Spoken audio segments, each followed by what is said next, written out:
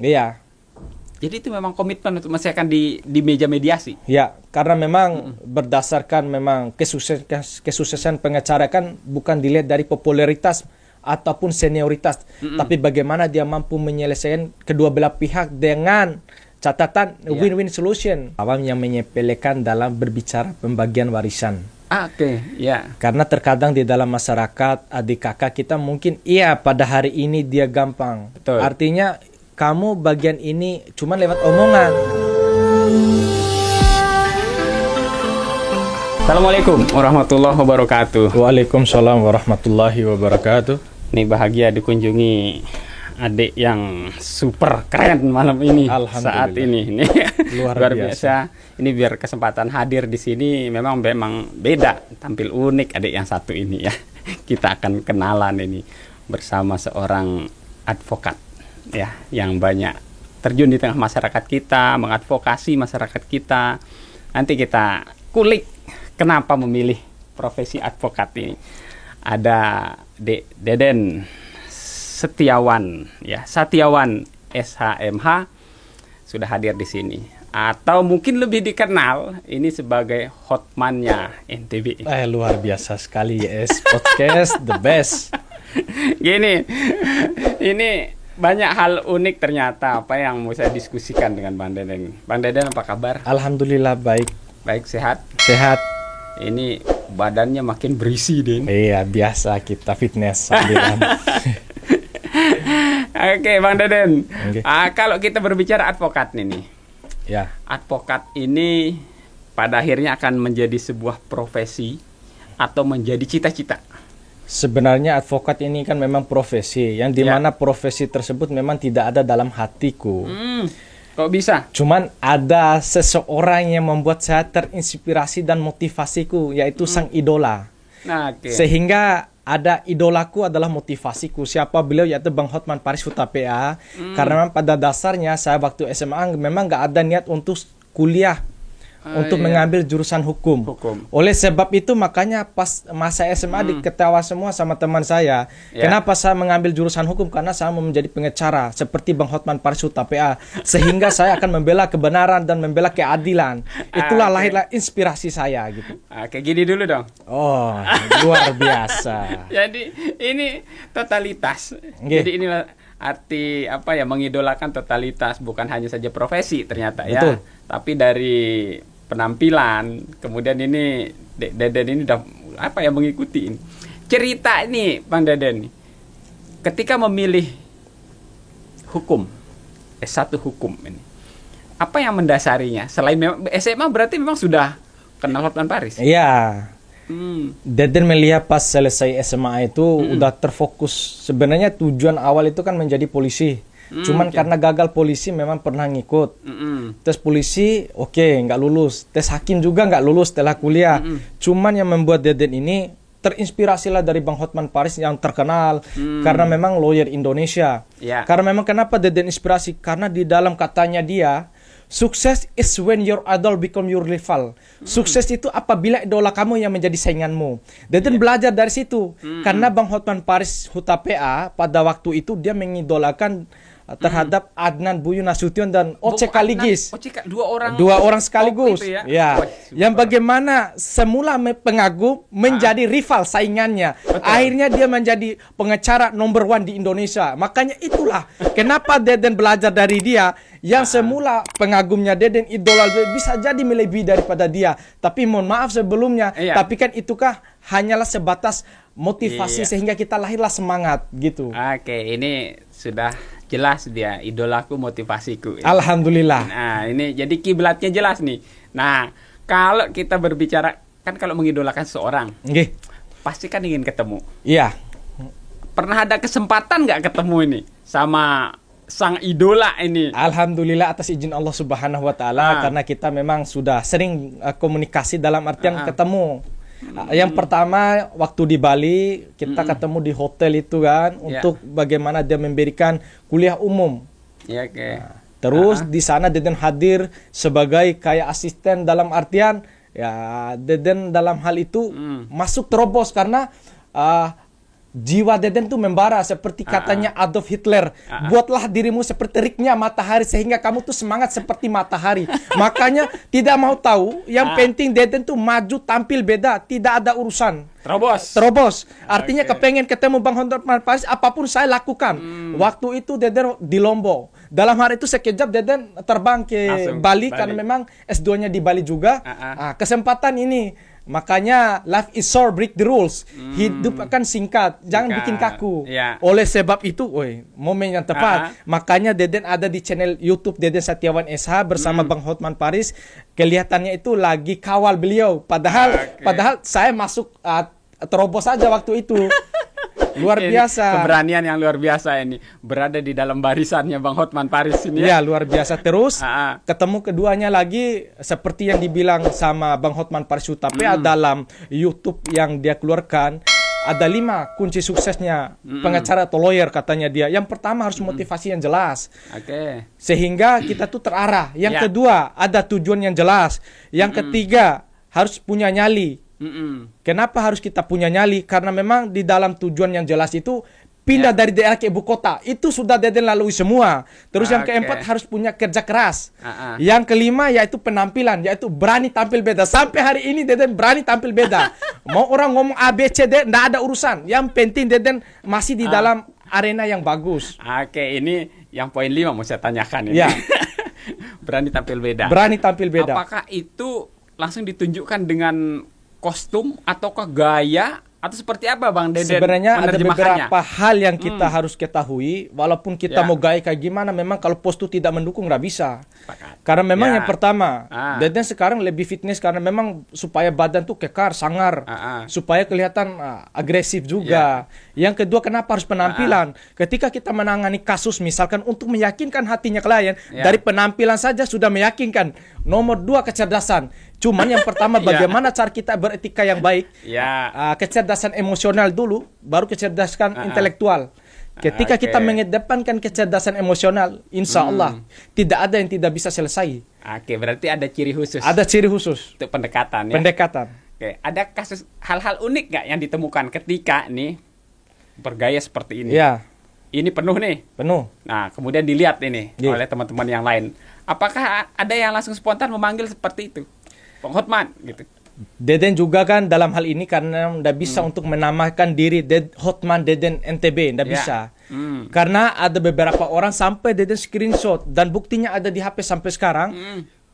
Saya lihat Abang Deden nih, yang pertama ceweknya di mana-mana. Mohon maaf sebelumnya karena jiwa saya itu humoris, welcome dengan siapapun. Itu ngikut Bang Hotman juga. Iya.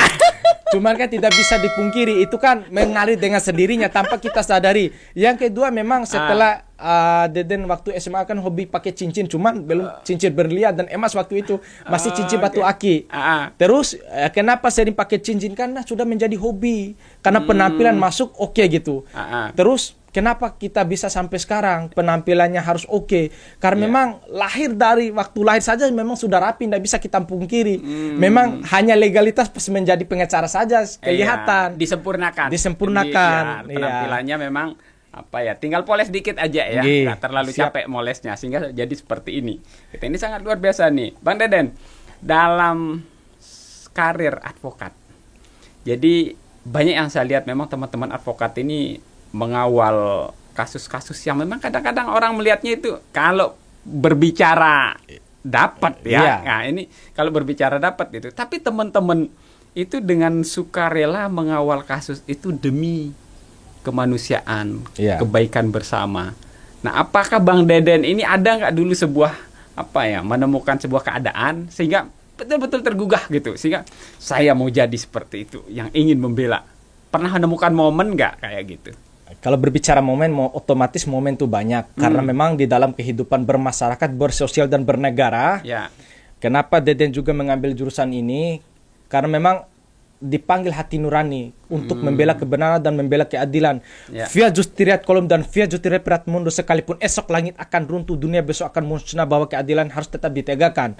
Sehingga terjadi pro kontra terhadap orang tua karena orang tua khawatirnya kalau kamu jadi pengacara nanti kamu takutnya uang ini itu ya, itu dikhawatirkan. Sempat ada perdebatan. Sempat perdebatan sampai sekarang pun. Karena kenapa? Deden kan orangnya keras, tegas juga karena memang demi profesi apapun siap. Sampai Deden mau keluar rumah juga waktu itu. Iya, saking pusingnya karena memang harus menunjukkan jati diri. Inilah Deden. Ya. Karena persoalannya jangan sampai kita menganggap enteng bahwa orang tua kita hebat, dalam artian memang orang tua saya itu tuan tanah, mohon maaf sebelumnya. Jadi apapun hasil, walaupun sekaya apapun orang tua, nanti dibilang itu kekayaan orang tua, bukan kekayaan sendiri. Walaupun 1.000-2.000 saya dapatnya, inilah Dedennya sesungguhnya. Makanya saya akan menunjukkan jati dirinya. Apalagi ketika kita berbicara hairun nas anfahum linnas, sebaik manusia kan bermanfaat bagi orang lain. Lebih dari itu katanya, kenapa kamu menangani masalah walaupun tidak ada uang? Saya prodeo, apapun itu. Tujuan kita profesi, tujuan menangani masalah orang, tujuan semata-mata untuk mencari uang. Kan itu tujuan manusia. Akan tetapi ketika memang nggak ada uang, mau bilang apa? Karena memang fa inna ma'al usri yusran, inna ma'al usri yusran. Di balik kesulitan pasti ada kemudahan. Di balik masalah pasti ada solusi. Artinya kan terlepas daripada itu, tunjukkan jam tayang, tunjuk jam terbang, rezeki akan mengalir dengan sendirinya. Luar biasa. Itulah prinsip. Jika kerja ikhlas, alhamdulillah, membantu pada akhirnya tanpa terlalu ngoyo, terlalu maksa, pada akhirnya ngikut juga yang lain itu Bang Deden. Iya. Dalam pengalaman Bang Deden, selama ini kan salah satu tadi kunci sukses itu adalah menurut Bang Hotman, itu harus pindah ke ibu kota. Iya. Ini bagaimana melihat, saya menggelitik juga poin itu gitu. Kenapa sih harus kita pindah ke ibu kota untuk mencapai sukses seperti itu untuk seorang advokat? Berdasarkan statement Hotman Paris Huttar PA, karena memang Tian juga belajar, karena memang kenapa harus pindah ke ibu kota, karena memang kasusnya kan memang kasus berat, artinya dalam artian memang menghasilkan uang yang banyak, karena kasusnya besar-besar. Kalau kita di wilayah daerah, mohon maaf sebelumnya, memang kasusnya ece-ece, sehingga hasilnya ece-ece juga. Kadang ada yang besar, ada yang banyak, tapi tidak semata-mata banyak juga. Sehingga kenapa Deden harus terjun ke Jakarta walaupun dalam waktu yang singkat, supaya ada perbandingan, ada jam tayang, ada jam terbang, bahwa inilah kita pernah menjelajahi semua gitu. Sehingga lahirlah semangat kita di situ. Nah, ini yang penting. Jadi lahirnya semangat itu karena kita pasti banyak bercerita kan, ke klien. Saya pernah kasus-kasus ini. Jadi kalau kita bahasakan seperti ini, kita berbicara berdasarkan portofolio. Iya, betul. Iya, di CV kita dengan kasus yang diselesaikan. Apalagi beberapa kasus sudah tergabung nanti di ibu kota. Kan keren kalau kita bawa ke sini. Luar biasa. Nah, sekarang Bang Deden, kalau kita berbicara tempat, sekarang Bang Deden di Lombok Timur, di Selong ya. Di Selong. Bagaimana melihat kasus-kasus unik yang ada di Lombok Timur? Sebenarnya walaupun memang Tiang punya kantor di Lombok Timur, cuma lebih jam terbangnya di Praia, Lombok Tengah sama Mataram. Kalau berbicara unik-unik, kita pengacara mau unik mau nggak unik, dari hal yang terburuk sampai hal yang terbaik, siap kita. Siap ya. Karena memang nggak bisa menolak, itu perintah profesi juga. Jadi apapun keadaannya, harus siap. Kasus berat, boleh nggak saya tanya? Kalau nggak usah lah sebut inisialnya. Iya, siap. Kasus berat yang pernah Bang Deden tahan, kira-kira itu yang paling menguras tenaga selama ini. Kalau berbicara kasus berat, tergantung per individu. Mungkin menurut A berat, menurut si B nggak berat. Tapi kalau berbicara yang berat, artinya segala sesuatu pasti berat kalau kita menganggap itu berat. Tapi alhamdulillah atas izinnya Allah, Deden selalu berdoa supaya agar dimudahkan kasus semua itu, kasus dalam bentuk apapun. Cuman Deden lebih secara non litigasi, secara kekeluargaan, karena memang prinsipnya ketika memang duduk bersama, terbitlah kata sepakat dalam musyawarah mufakat, insya Allah tidak ada yang tidak selesai. Jadi mendahulukan itu. Karena memang Deden ini, contohnya berbicara pinjam meminjam atau utang piutang, itu kan berbicara perdata sebenarnya. Akan tetapi gara-gara uang sendiri, komunikasi putus sama saudara, gara-gara uang juga membuat kita itu sehingga komunikasi kurang bagus.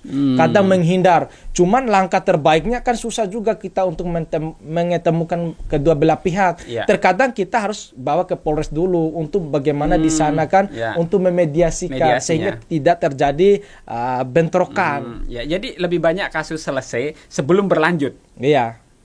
Jadi itu memang komitmen untuk menyelesaikan di meja mediasi. Ya, karena memang berdasarkan memang kesuksesan pengacara kan bukan dilihat dari popularitas ataupun senioritas, tapi bagaimana dia mampu menyelesaikan kedua belah pihak dengan catatan win-win solution, saling menguntungkan kedua belah pihak. Karena memang secara non litigasi, secara kekeluargaan tidak semua orang bisa. Di situ harus main ilmu merayu, karena yang terkenal memang merayu dari curiga waktu kuliah. Curiga dulu Kenapa saya ilmu merayu nih. Iya, harus rayu dulu kedua belah pihak bagaimana mampu, sehingga ada kepuasan tersendiri. Berbicara uang nomor sekian, tapi ada kepuasan tersendiri mampu seperti ini. Karena memang sekarang jam tayang juga pada di Praia Lombok Tengah juga, karena mampu Deden mediasi yang tidak mungkin menurut orang lain, tapi mungkin menurut Deden. Itu yang membuat Deden tuh bangga juga, alhamdulillah begitu. Jadi mengedepankan mediasi. Jadi, harapannya justru tidak ya menang jadi abu, kalah jadi arang, jadi sama-sama lebur. Sama-sama lebur. Jadi justru yang diutamakan adalah Bang Deden ini selesai di mediasi, ya walaupun sama-sama mengeluarkan, tapi damai, kekeluargaan tetap terjaga. Tetap terjaga dan saling menguntungkan kedua belah pihak. Ini tapi ya memang dalam kehidupan kita tidak bisa menghindar, ada saja kaitan seperti itu Bang Deden ya. Jadi kasus-kasus yang Bang Deden kerjakan, kalau saya berbicara persentase nih, boleh nggak saya tanya nih? Iya. Kasus yang berbicara proyek besar dan yang berbicara kemanusiaan itu kira-kira kalau kita persentasekan berapa itu? Kalau kita berbicara mungkin menurut orang lain tuh kok begitu, tapi kelihatan Deden kan karena memang jiwa humorisnya ada nggak ada susah-susah tetap kelihatan senang, karena dari penampilan, dari memang mobilnya gonta-ganti juga kelihatan banyak aja. Terkadang kenapa Deden harus menunjukkan foto kuasa sama uang, walaupun Deden tunjukkan uang banyak, untuk menunjukkan bahwa ini kan sudah selesai kasus orang mampu Deden tuntaskan. Ada kebanggaan tersendiri. Kalau berbicara artinya maksimal atau minimalnya, atau memang kasus kakap mendapatkan memang banyak hasilnya. Kalau prodeo banyak, yang gratis juga banyak. Cuman Deden bilang kan, yang namanya kita kembali Hairunas Anfom Linas, karena memang seperti Deden bilang tadi, sebaik-baik manusia kan bermanfaat bagi orang lain.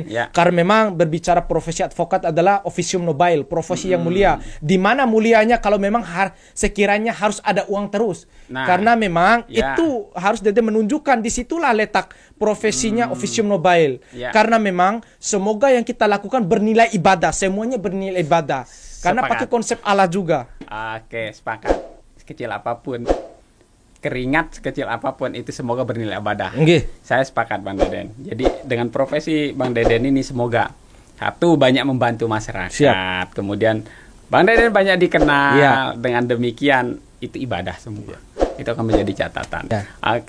Terakhir Bang Deden, untuk masyarakat kita. Nah, Bang Deden bisa ngadep ke sini nih. Imbauannya untuk masyarakat kita mungkin yang berkasus atau apa, silakan.